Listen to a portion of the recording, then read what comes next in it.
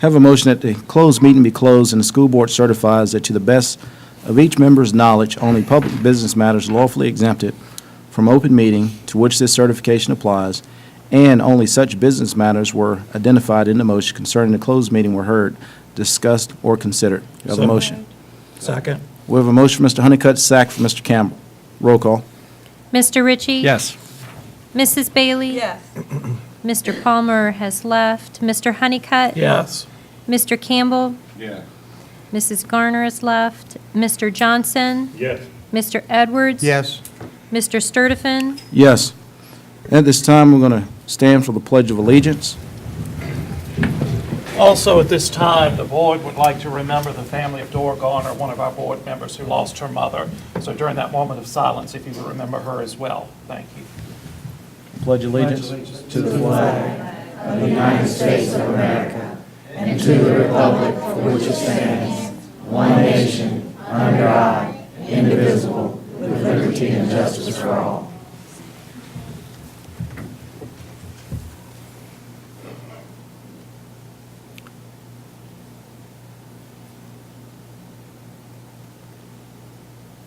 Thank you.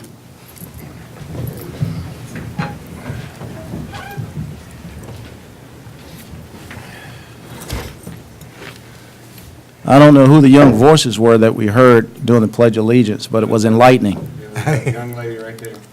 Thank you all so much. See her. Okay. Thank you so much. But you It's did a very good job. important. Yes, you did. We could hear her over everybody. That's good. Mr. Nichols, Yes, sir. recognitions. Recognitions. Tonight we have several wonderful recognitions to make. We're going to ask Dr. Scales if he would come up with Ms. Rogers for a little bit later and make these for us.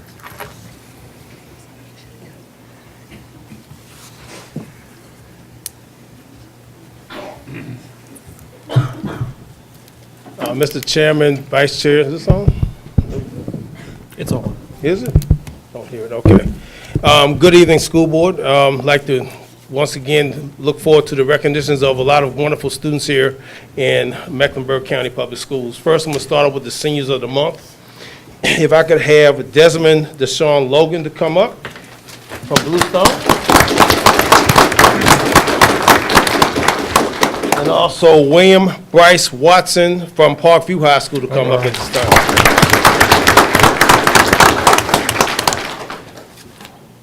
And I'm going to take a moment to read their acknowledgments, their recognitions for tonight. Desmond Logan is the January Senior of the Month for Bluestone High School. He is the son of Toria Logan, who lives in Baskerville, Virginia.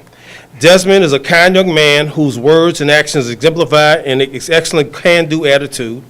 Desmond attends Shiloh Baptist Church in Borden and is a member of the youth choir there. Desmond enjoys being a member of the Bluestone High School robotics team, which competes in the first robotics competition. He has gone above and beyond the call of duty as he spearheaded a team of 3 seniors to produce an animated video on safety procedures for Team Scrappy, as they're known in FRC. This is the first time in team history that Team Scrappy had met the safety requirement with a video, and they received points at district competition due to his technological knowledge and skills. His attentiveness to computers and graphic designs is often shown around Bluestone High School at all times around the school. Desmond has a 4.3 grade point average and is currently ranked 7th in his class. He is expected to receive his associate's degree from Southside Virginia Community College prior to receiving his advanced diploma for Bluestone High School.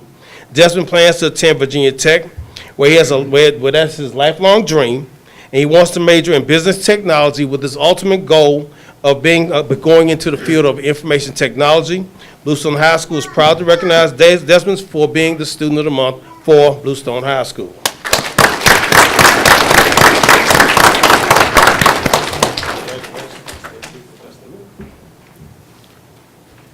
Next for Parkview High School is Bryce Watson. Parkview High School is honored to announce Bryce Watson as the Senior of the Month. Bryce is the son of Todd and Missy Watson of South Hill and has a younger brother, Connor, who is a freshman at Parkview High School. Bryce is an active student at Parkview High School, where he's the treasurer of the Key Club, band commander in marching band, co-captain of the forensics team, and member of the drama club. Bryce is slated to receive his associate's degree in May from Southside Virginia Community College 2 weeks prior to graduating from Parkview High School. Bryce participates in local theater productions with the Colonial Theater in South Hill and Clarksville Community Players in Clarksville. He attends Olive Branch Church and sings tenor for the choir and is a singer and keyboardist in a praise band. Bryce has been a host at Brian's Steakhouse for the past 2.5 years, and in his free time, he enjoys piano, acting in the community theaters. Upon graduating from Parkview High School, Bryce plans to attend VCU to study biology and then go to dental school. Congratulations to Bryce, as he will represent Mecklenburg County Schools and Parkview High School very well. Again, Bryce Watson.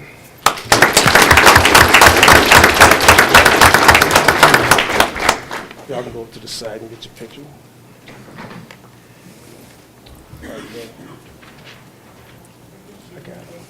I got it.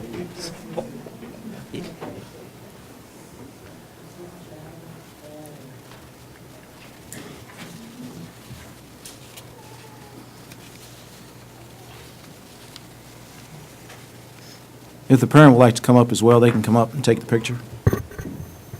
Y'all can come on up, parents.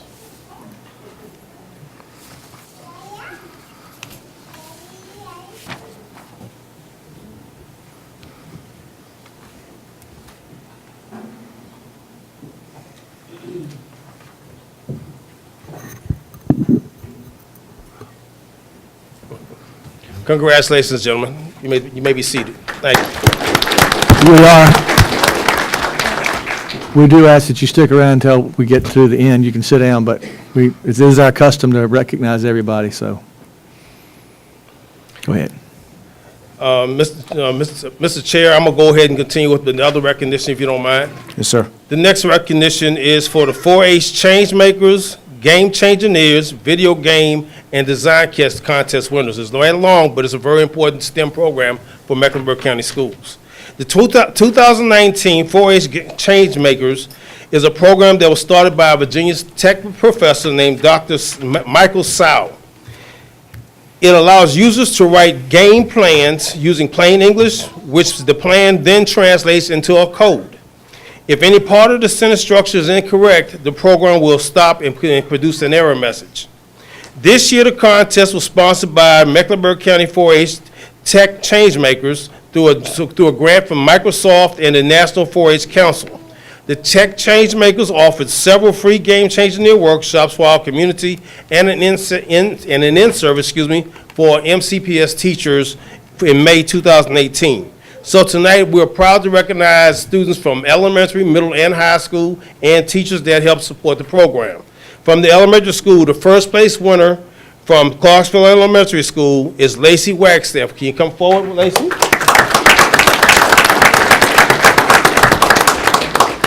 The second place winner from Chase City Elementary School, Bronson Ross. Come on up, Ross.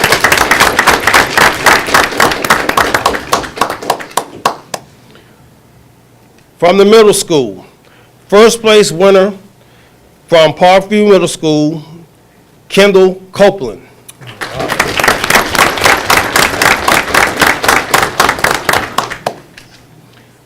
The second place winner from Parkview Middle School, Casey Major.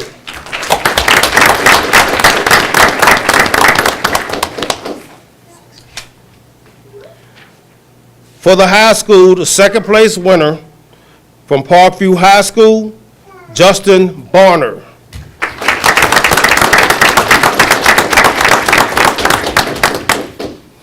And the two teachers that were acknowledged by Ms. Bowen from the 4-H department was Ms. Sykes from Parkview Middle School and Ms. Patton from Parkview High School. If you can come up and get recognized as well.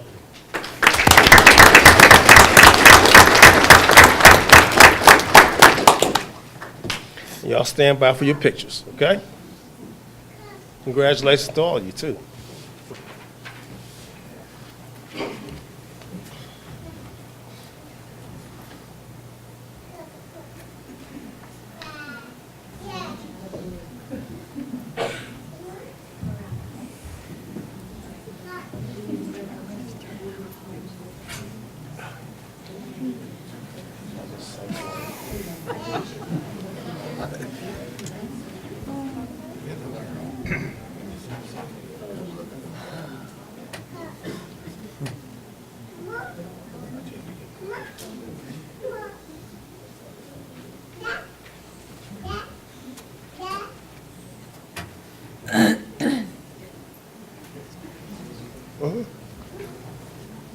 Congratulations to all of you. Great job and all your stimulated activities. Thank you.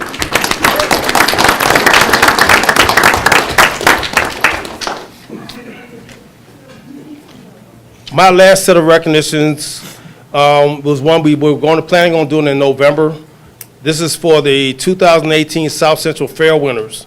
Each October, Mecklenburg County Public Schools has students and teachers who work diligently to have entries to be presented for the annual South Central Fair and their science fair contest. This year, the judges and fair organizers stated that the displays and presentations were the best that they have ever seen. Overall, there were 22 displays with over 30 contestants in the areas of elementary school, agri-science, grades 7 through 9, agri-science 10 through 12. Tonight, we want to recognize these wonderful students for their efforts and their hard work.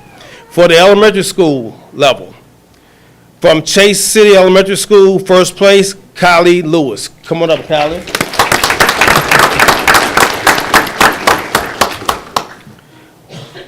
The second place winner from La Crosse Elementary School, Maggie Webb.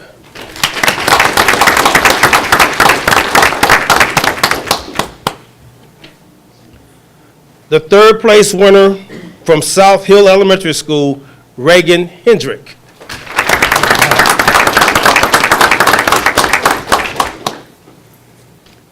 For Agri-Science 7 through 9, first place from Bluestone Middle School, Elijah Jones.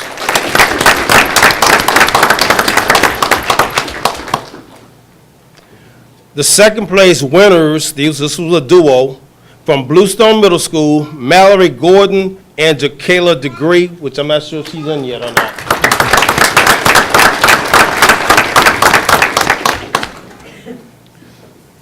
In third place, from Parkview Middle School, James McAdden.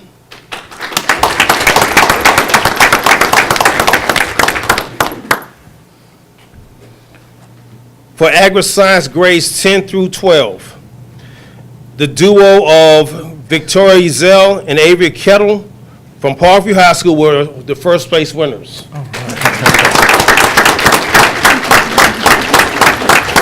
And I'm sorry, her name is Avery Kellett. Sorry about that. I saw you shaking your head back there. How about that? We're fine. Second place winner from Parkview High School, the duo of Megan Thomas and Macy Davis.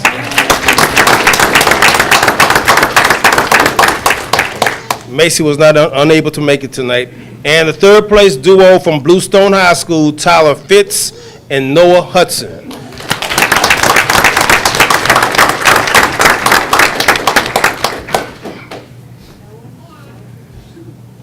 And we want to thank all those teachers and all their schools that did a wonderful job getting you to this point. And now you stand by for your pictures. Y'all can spread out a little bit or condense or something. You ready?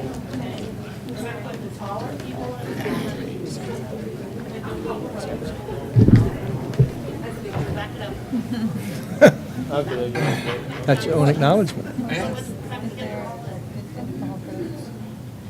Yeah, she shows 40 toes.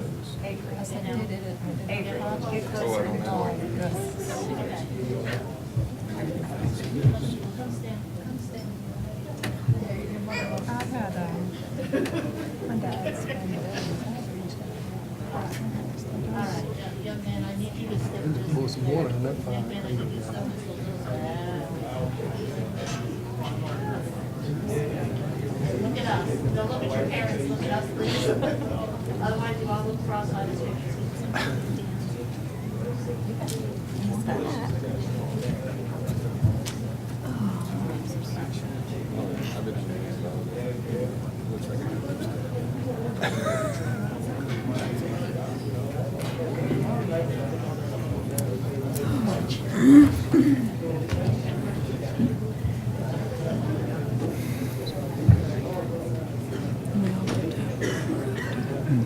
As we all do. As do we all. Congratulations to you all. Great job. Thank you.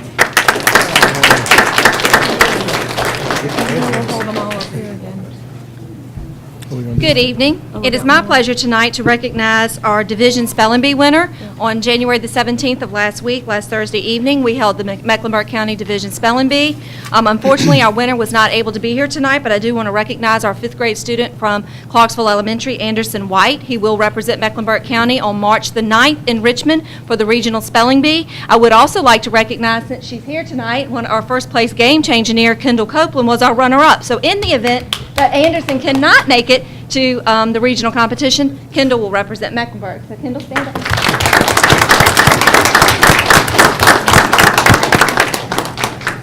That's all. Do you want to have the? Yes.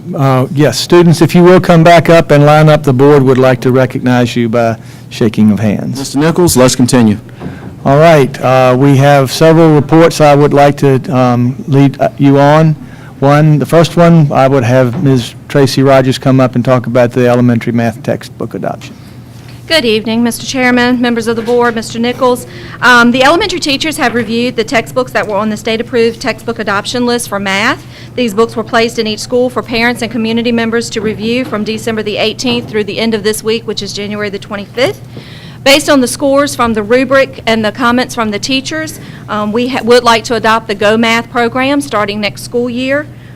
This is just for recommendation information tonight, and you can vote on this next month. Attached to your board docs is a cost proposal. I will tell you this is still in negotiations. This would be the most that we would pay. I meet with the elementary principals on Thursday to talk about some different options for maybe trying to reduce the cost of this a little bit. The company did agree that we could pay half this year and then half in July when we get the new textbook funds, because this does go over what we currently have left in textbook funds for this year. But this is the textbook that the math teachers, the elementary math teachers, have selected moving forward. We would like to go ahead and make the purchase this year and get the materials in the teachers' hands so that we can actually start the professional development, and they'll be ready to roll in August and not have it handed to them first thing when they return. Mr. Chairman, I have a question. Any Okay, questions? Ms. Bailey? Ms. Rogers, I know that the elementary students can take their reading books home with them, and they do that. Would they also be allowed to take these math books home with them as well? Yes, absolutely. There will be one per student, yes. Great, thank you. Mr. Honeycutt? Yes, I have a question about Ms. Rogers. Is this, so we're implementing this new for next year? Yes. Did you send the data out to us? Could you send the data out on that program as well? The data or the results of the rubric that the teachers did?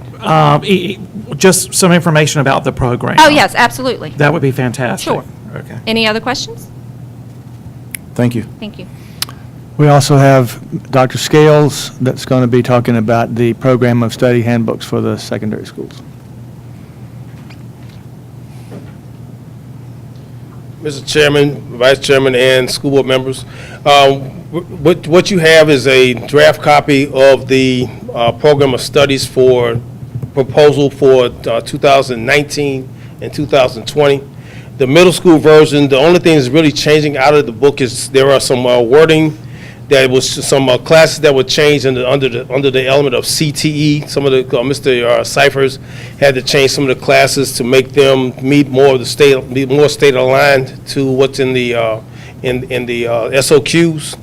And for the high school version of the program of studies, we did remove the associate's degrees from the program of studies. But we did add some options as far as AP courses, but we also put disclaimers in there basically saying if we have teaching and staffing, same thing with dual enrollment, we made sure to have that available. But we're also looking at adding a new platform for if we don't have teachers in place for AP courses, we do have a new online program that we're bringing in next year that can accommodate online classes next year that are full-year courses. There are a couple of them that they have for a semester. But otherwise, these documents are for your review.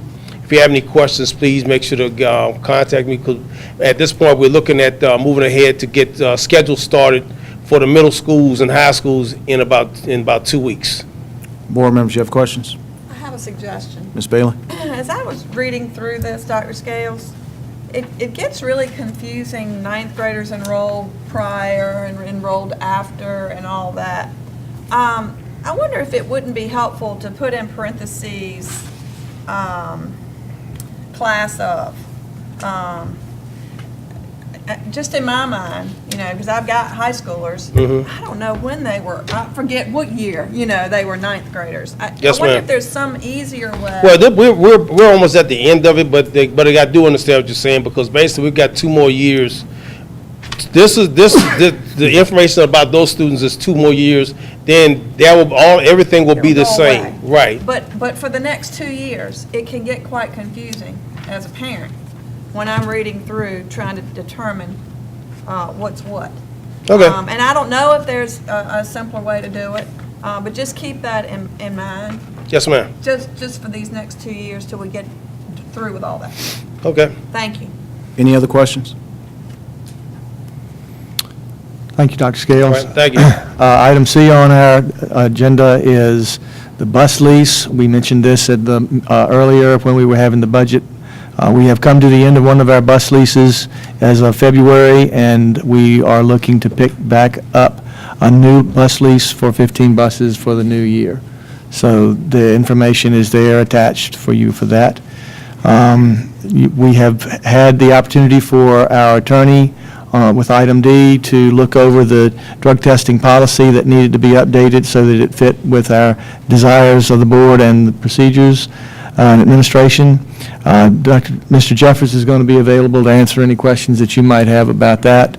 Mr. Jeffers? Board members, do we have any questions in regards to the drug testing policy? Ms. Bailey? Good evening. Thank you, Mr. Chairman. Hi. Hi. I wanted, as I read through it, it was very clear that this policy is aimed at students who are participating in extracurricular activities. There was no mention of student drivers being part of the screening process. Can you explain that? I think that's one of those places, because the board certainly has made intention that we'd like to have that included. And I think what we could do is then, all we have to do is then put into our student handbook, for instance, that driving is a privilege and it is considered extracurricular, and then you're within that framework. Okay, so That would be I think, the cleanest way to define that. Are you saying you can't put that into the policy? If you'd like it in there, we'll be happy to put it in there, Mr. Servant. I think it says the board intentions that will be part of the group. That should be covered. So we'll put it in the policy. That's what the board like, yep. And does this cover band as well? It does not explicitly carry band because, as we discussed, extracurricular, the policy is strictly prohibited from academically and negatively impacted students. So what we need to do is redefine the band program so that the band programs do not have grades associated with marching or concert performances that could be negatively impacted by a student being suspended from the concert or marching band. So I think that's another place we visited within the curricular side. So you can put it in there, but it has to be addressed on the curriculum side as far as the grading. Again, this policy, you would have to go and define the marching, there's music programs and participation in, and you might want to decide that maybe something like show choir down the road. Any performing group beyond outside the school day would be considered extracurricular, and then once you define it that way, those aren't defined anywhere in our policies and procedures to my knowledge now. So that's a place that you would redefine those type of activities. Would you consider the band extracurricular? The band is not extracurricular. The band is co-curricular unless you come through and define and say, we're going to have, during the school day band would be a curricular course, marching band, concert band, jazz band. Those type of groups would be considered extracurricular, and then that would then fall into the policy. So that's how, that would, I think, make the cleanest sense, and that's what I'd recommend. Because they do give grades for, Yeah. right now, that's the problem. They give Yeah, we grades got to for separate the marching grade. and- Yeah. But I would guess it would be extracurricular because on a Friday night, when you have the band performing at halftime, Yes, they're sir. athletes. Yes, sir. They practice in the hot summer, and they're just as good of an athlete as the ones participating on the field. So I think that has to be included by definition as extracurricular. If it wasn't for, and I think that's where you go look in the music program of studies, and if there's a grade of any kind assigned to participating in the pep band, participating in the marching band, or competitions on, say, Saturday, the competitions, those would all be, we have to redefine them to where they are not associated with the grade, and then you're fine. They had to quit grading for that. Was this discussed the other day when I missed the meeting? We Yes, sir. had some discussion about this, yes. I guess my point is the kids in Spanish Club are subject to drug testing. Yes, sir. If they test positive, they're not kicked out of Spanish. They're kicked out of any club activities. It's it's extracurricular only. Okay, so if a band student tests positive, they're not going to kick him out of band. That's right. So how does that affect his grade is what I'm saying. They're not going to kick him out of the band. He's going to be suspended for 10 days. That's right. Or whatever. But they're not kicking him out of band, so how does that affect his grade? You keep going back to if it affects their grade. The band programs assign, for instance, mastery and different things in class, but you also, there's a concert Thursday night, everyone must be there, and if you're not there, you'll receive a 0, you'll receive partial credit. So you have then linked what you're describing as extracurricular activity as a co-curricular activity. If you don't do that, your grade will be penalized. So we have to But if you're meet. suspended, you can't go to the concert. But you also remind, this policy will not allow you to suspend students or take disciplinary action against students. This policy is to discourage the use of drugs and to remove the participation in extracurricular activities. And there's no crossover speak between Abe was found in violation of this policy. He's now suspended from the football team. I'm not suspended from school because I failed to pass my drug test. Remember, that's the key part to this. This is not to be a punitive punishment for academics. So I'm not suspended from school. Now, if I was found with drugs, normal course of events in school, I would be suspended, and this policy would also kick in.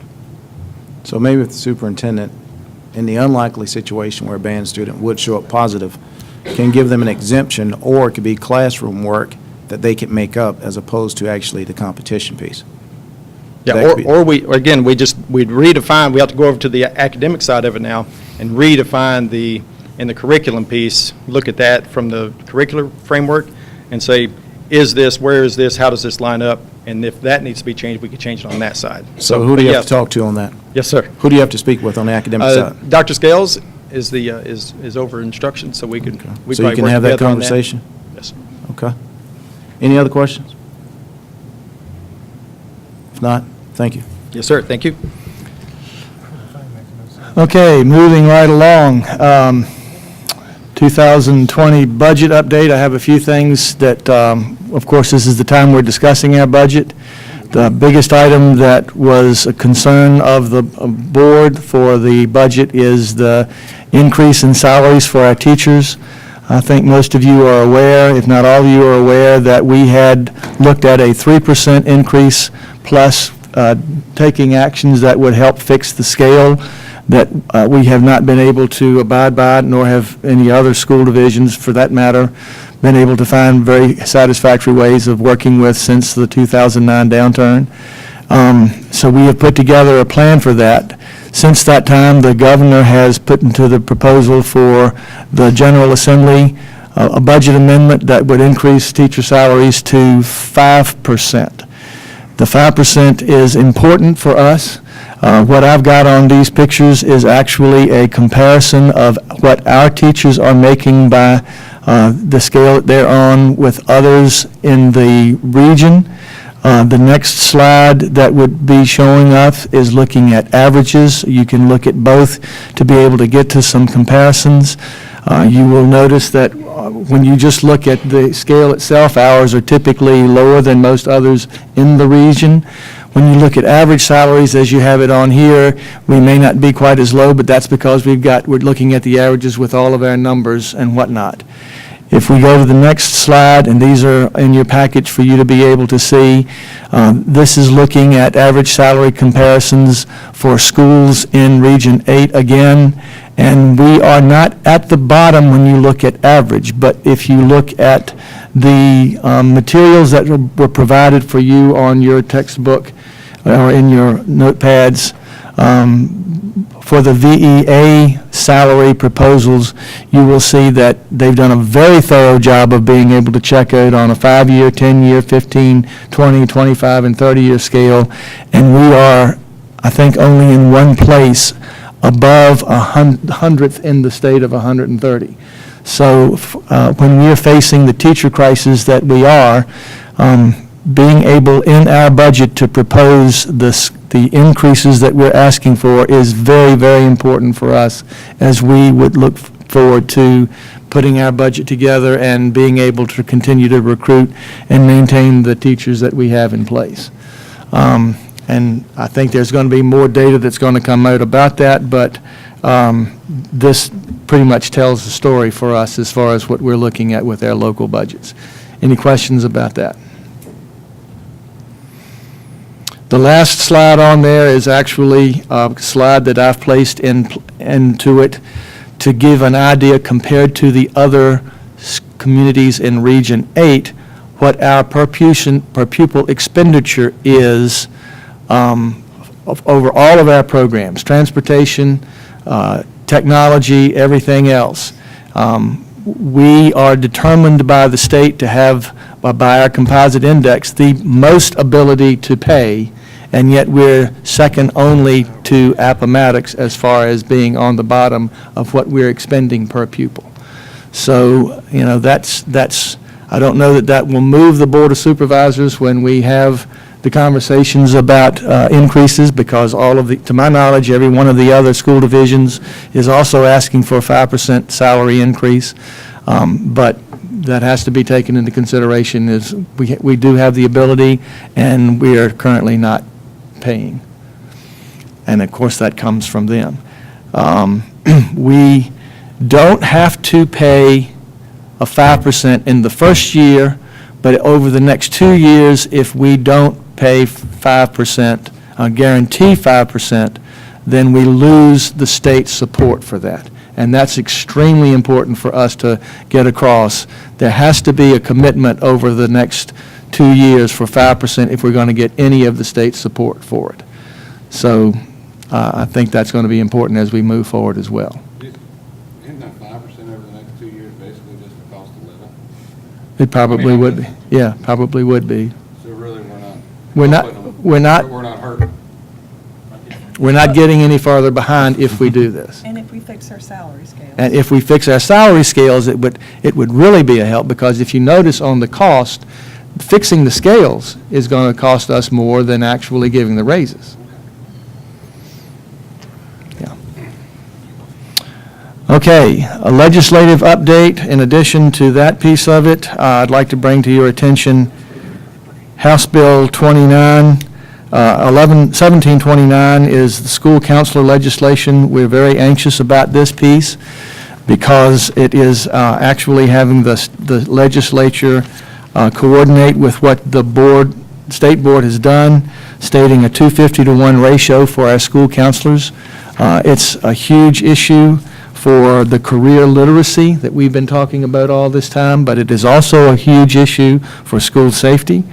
And that would be covered by the standards of quality if it passes, so we would get state support for that money. So that would be one that should be attended to as we look at our budget if it passes the General Assembly. The State Senate Bill 1313 is a preschool initiative. As it stands right now, this would not immediately impact us with our budget because it's being tested right now with 10 schools around the state, but over a 3-year period, it probably would have impact on us. As far as responsibilities, we don't know how the pay would come out, but with this, the state is actually moving preschool as a responsibility from social services, taking care of making sure that preschool students are in preschool programs in a safe environment, to moving preschool programs to where the curriculum and achievement is being measured. And the Department of Education and therefore local school boards will be somewhat responsible for that issue. So it would be adding responsibilities to us. We don't know exactly what that looks like. That's why those 10 schools are trying it out. But it is a huge issue for the governor, and it will be much for us to look at in the future. Senate Bill 2338 is particularly important for our ninth graders and below, which we'll be talking more about in a little bit, because it actually establishes that high school students would only be required to take one SOL test per subject area. They will have to have one, and most likely, the test for math will be Algebra 1, the test for science will be biology, and then they're still determining, but probably the test for social studies will be the U.S. history. That could create a scenario where we'll be rearranging the order of some of these classes as we move forward into the future. A high school student has to take an SOL.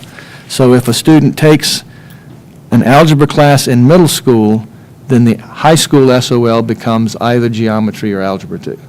So there's a lot of work that has to go into that. You heard in the budget conversations earlier about data and data analysts and persons that are going to be working with the testing. All of that's coming from much more expectations from the state on how we follow up with these graduation requirements. And then item D on here is also one that we're watching very carefully, because there is legislation in the General Assembly that would move us for the ninth graders and below, I believe, to having one diploma option instead of two. There would no longer be an advanced studies diploma. It would be a Virginia diploma. We're one of 7 states that requires more than one or has available more than one.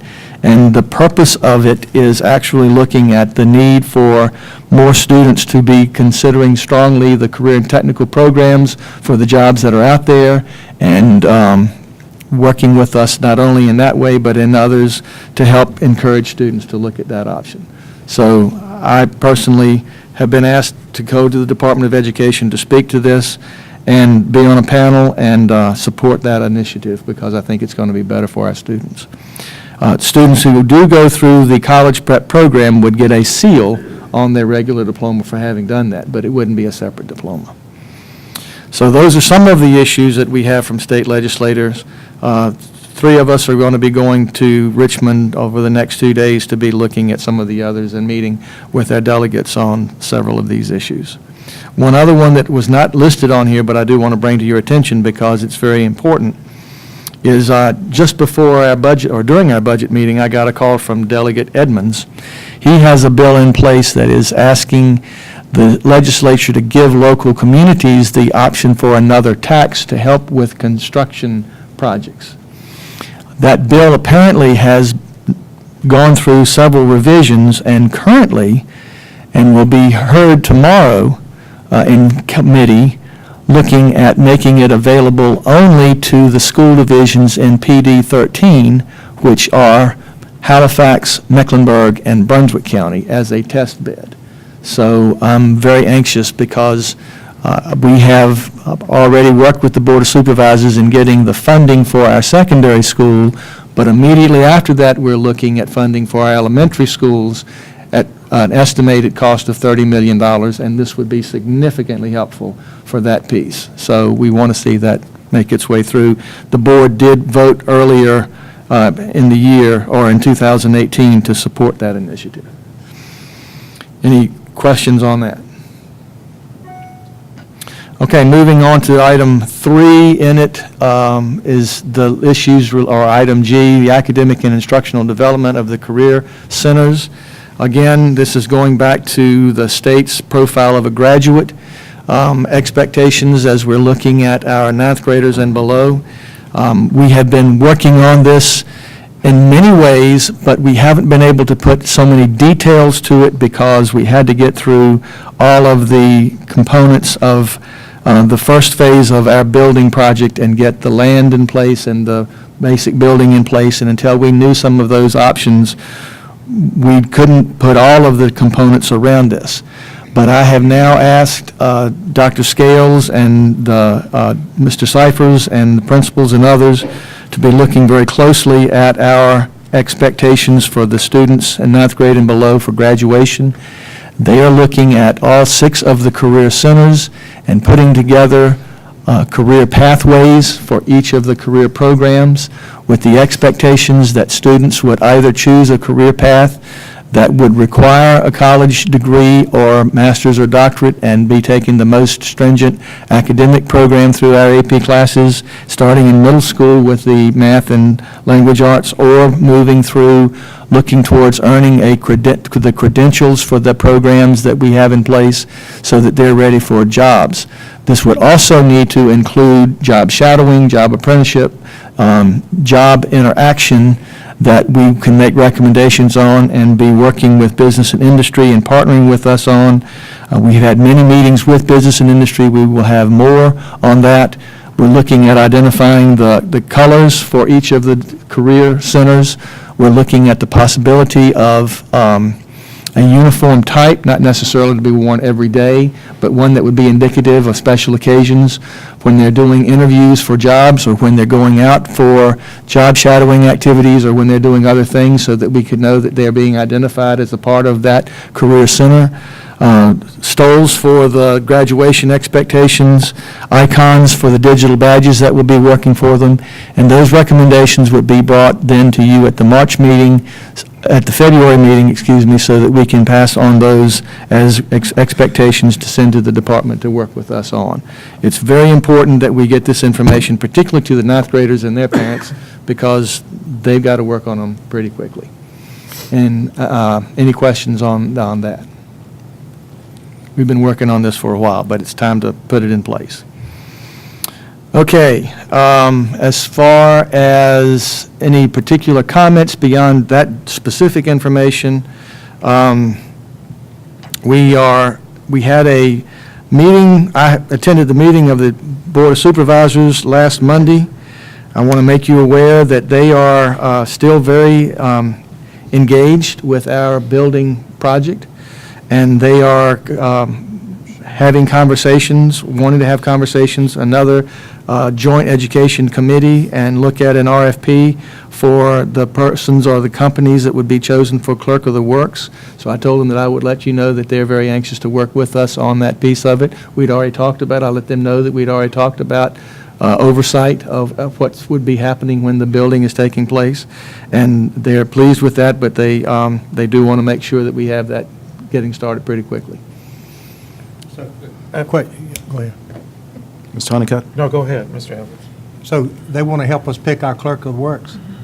It appears. They're looking at putting together the RFP for that person or company to come out. I have a question. Yes, sir. Once they allocate the money, isn't it our responsibility? It is our responsibility. Isn't it illegal for them to participate at that point? Well, I don't know If they're that. not invited? Well, I think we I mean, can have some dialogue as we move forward. They're looking for dialogue. We'll have some dialogue Yeah, as we move we forward. need to continue to have dialogue. I But just- you're right. I agree, but I think it's up to us to make the choice. It is our responsibility to be doing those things. Yes, sir. We can probably have a joint education committee and have that conversation as we move forward. Right.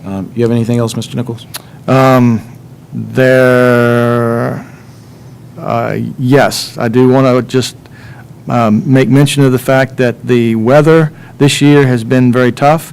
We are starting again, for all intent and purposes, second semester with days missed, but we're going to be watching it very carefully, and I would caution with what predictions for weather we have people about planning vacations and so forth during the spring break, because that they are set aside to be snow makeup days. And I just think it's appropriate for us to mention that as we have this meeting.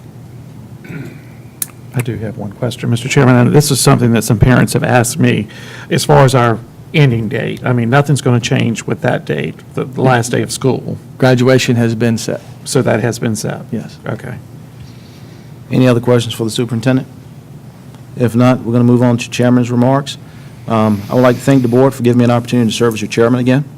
Mr. Ritchie, I want to thank you for the past 2 years of your service as chairman. Ms. Bailey, thank you for your effort and hard work serving as vice chairman, as well as on the finance committee as chair. You did a lot of work, a lot of work. That's what I have as far as my remarks, chairman remarks. We're going to move on to the committee reports. Joint Education Capital Improvement Committee. Nothing at this time? Thank you, Mr. Edwards. Finance Committee. Finance Committee? Excuse me. That's okay. Mr. Campbell's distracting me. Yes, Mr. Chairman, the Finance Committee met today at 4 o'clock, and we did review the bus lease. Mr. Mayhew got us up to speed on that lease of 15 buses, 13 regular and 2 special ed buses, as I recall.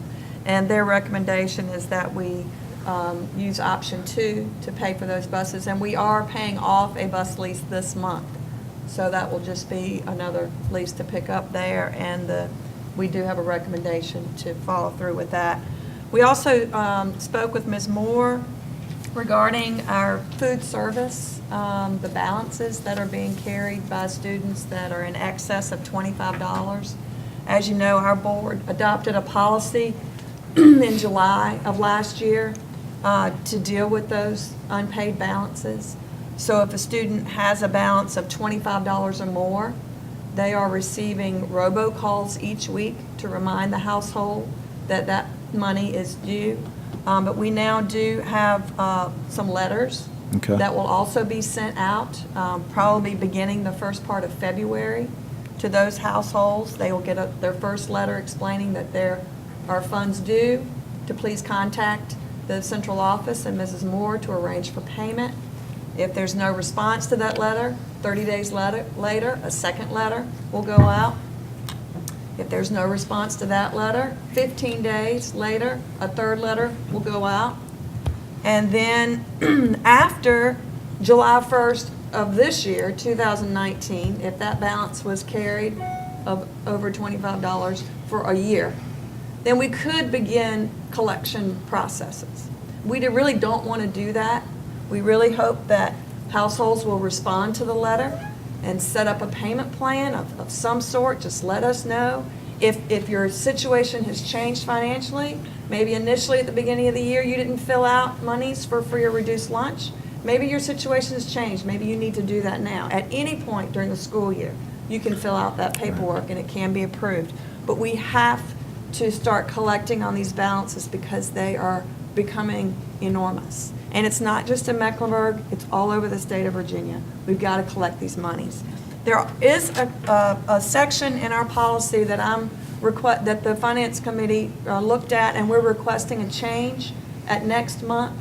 That policy will come, and it is on page 2 of our EFR policy, and it says the student may not be eligible to participate in extracurricular activities. We're going to strike that from the policy, and also that occurs again down in section 6. Student non-participation in extracurricular activities. We're going to strike that from the policy. Students should not be punished for this situation. This is not really their concern. So we will ask you to vote on that change in policy next month to bring our policy up to date. We also listened to all of our principals and all of our departmental heads today regarding their budget request. We absolutely are interested in what they have to say and really hope that we can get everyone what they need, knowing that that will be a very tall order. But we are committed. I hope that this board, I know the Finance Committee is committed to this 5% raise for our teachers and all support staff. This is for everyone, not just teaching positions. And to really look at our salary scales and get people caught up on their steps. And also, we did review the bills today, and so we'll have a recommendation for that in action as well. Thank you, Mr. Chairman. Thank you, Ms. Bailey. There's a lot going on. Speaking of the buses, I think it's going to be good that we can get rid of some of those GMC buses. They've been around for a while. I think Mr. Johnson has spoken on that a number of times. And hopefully we can get some resolution on these overdue bills for meals. Item C, Safety Committee. I'm going to defer to Mr. Johnson. I was not able to. Okay, we met last Thursday, and Mr. Jeffers brought his recommendation for some policy to be added. As far as drug testing, was a very good meeting, and I was well pleased with it, and I see it's going to be in the action item tonight to be voted on. So No. it's not You know, we've amended it. It's not going to be for action tonight. We're going to give it 30 days, I guess. But it was a very productive meeting, and I'm 100% behind it. Sorry Rob couldn't be there, but it all went smooth. So we'll see some changes coming, hopefully one way or the other. Thank you, Mr. Johnson. Item D, Gifted and Talent. There's no report tonight. Okay. Thank you, Mr. Ritchie. Item E, CTE Career and Technical Education Committee.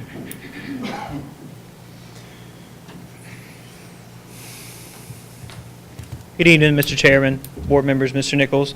Just wanted to remind you all, I placed a flyer in front of you. If you'll please try to come out and support our CTE Expo next month. We have February the 12th at Bluestone High School and February the 13th at Parkview High School. These will both be located in the libraries at the respective school. We will also have 8th grade orientation that morning. It solves a lot of things as far as we can do everything at one time in one day. It doesn't provide as much disruption. So we would appreciate if you all can come out and support us and attend one of the CTE Expos. We'll also be sending out some information to you. We have had very successful reality store events at the high school level, as well as the Real World, Real Money at the middle school level. We have scheduled those for the first and second week of April, I believe, so we'll be sending you out some information there. And then also one more thing just to add, we did our first round of our CRC testing. We are now testing our career readiness certificates. We did a small group at Bluestone High School. Out of the 14 that were tested, 10 of them did receive a NCRC. And we're going to do another smaller group of seniors at Parkview High School, and then we will test all 11th graders at Bluestone and Parkview in March of this year. Thank you. Any questions? Thank you, Mr. Cyphers. Next one is Athletics Discipline Committee. Nothing to report. G, Instructional Committee. There's no report. Madam Clerk, have anyone sign up for public input? No, not tonight. Moving on to action.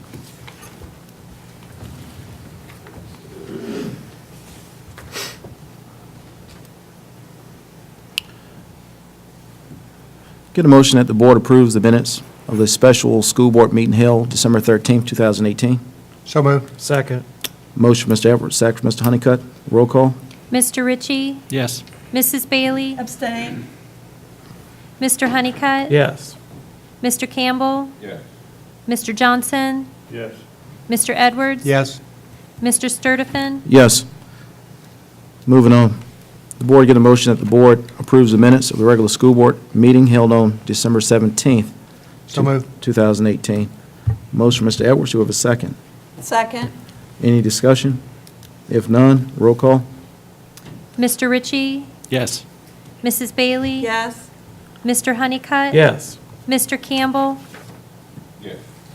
Mr. Johnson? Abstain. Mr. Edwards? Yes. Mr. Sturtevant? Yes. Item C, bills. We have the recommendation from the Finance Committee. Yes, Mr. Chairman, the Finance Committee recommends you pay the bills as they were presented. Based on the recommendation of the Finance Committee, get a motion that the school board approves the payment of the bills. So moved. Motion, Mr. Honeycutt, second. Second. Second, from Mr. Edwards. Roll call. Mr. Ritchie? Yes. Mrs. Bailey? Yes. Mr. Honeycutt? Yes. Mr. Campbell? Yes. Mr. Johnson? Yes. Mr. Edwards? Yes. Mr. Sturtevant? Yes. Next item, get a motion that the school board approves the personnel recommendations. So moved. Second. Motion, Mr. Edwards. Motion, Mr. Honeycutt, second, from Mr. Edwards. Any discussion? If none, roll call. Mr. Ritchie? Abstain. Mrs. Bailey? Yes. Mr. Honeycutt? Yes. Mr. Campbell? Yes. Mr. Johnson? Yes. Mr. Edwards? Yes. Mr. Sturtevant? Yes. Item E, school calendar. Get a motion that we accept the school calendar as presented. Which option is that going to be, Mr. B. B? Yes, I'm sorry. Get a motion that the school board approves option B of the option Option 2 2. of the 2019-2020 school calendar. Who made the motion? Mr. Honeycutt. Mr. Honeycutt, who did the second? Second. Mr. Johnson. Any discussion? Yes, Mr. Chairman, I'd just like to make it clear that option 2 was the preferred option of the staff that was surveyed. Okay. Any other discussion? If none, thank you, Ms. Bailey. Roll call. Mr. Ritchie? Yes. Mrs. Bailey? Yes. Mr. Honeycutt? Yes. Mr. Campbell? Yes. Mr. Johnson? Yes. Mr. Edwards? Yes. Mr. Sturtevant? Yes. Action item F. Get a motion that the school board approves the bus lease. So moved. We have a motion from Mr. Edwards, second from Mr. Campbell. Any discussion? Roll call. Mr. Ritchie? Yes. Mrs. Bailey? Yes. Mr. Honeycutt? Yes. Mr. Campbell? Yes. Mr. Johnson? Yes. Mr. Edwards? Yes. Mr. Sturtevant? Yes. Under information, February 12th, Parent-Teacher Conference and CTE Expo, Bluestone High School. The 13th, Parent-Teacher Conference, CTE Expo, Parkview High School. The 19th is going to be the regular school board meeting. Item 13, item A, board member remarks. We're going to start with our new vice chair, Mr. Honeycutt. Yes, I just want to say it was great to hear all of the recognitions this evening. It's good to be back in the swing of things after our holiday break. I hope all of our teachers and our kids got plenty of rest and are ready to finish this second semester. I am excited and honored by my fellow board members to have been nominated and selected as your vice chair. I appreciate it, and I promise to do the best I can do in the absence of our chairperson. But I am looking forward to what Mecklenburg County is doing and continuing to do, and just appreciate everything that everyone does to make our schools great. Thank you. Thank you, Mr. Honeycutt. Mr. Johnson. I'd like to say that I appreciate another year. Everything is going smoothly thus far. But as I looked around the room, I see we're missing one tonight. I'd like for us to remember Principal of Clarksville Elementary School. She's not here with us tonight. Let's just remember her. Thank you. Thank you, Mr. Johnson. Mr. Ritchie.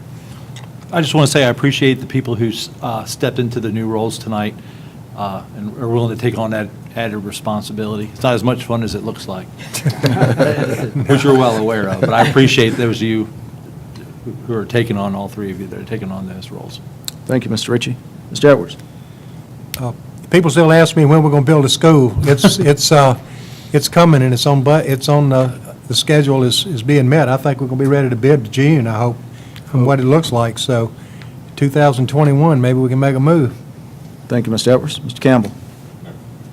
Ms. Baylor. Mr. Chairman, thank you. I just wanted to say, you know, it's a lot of work to do between now and adopting that budget the first part of June.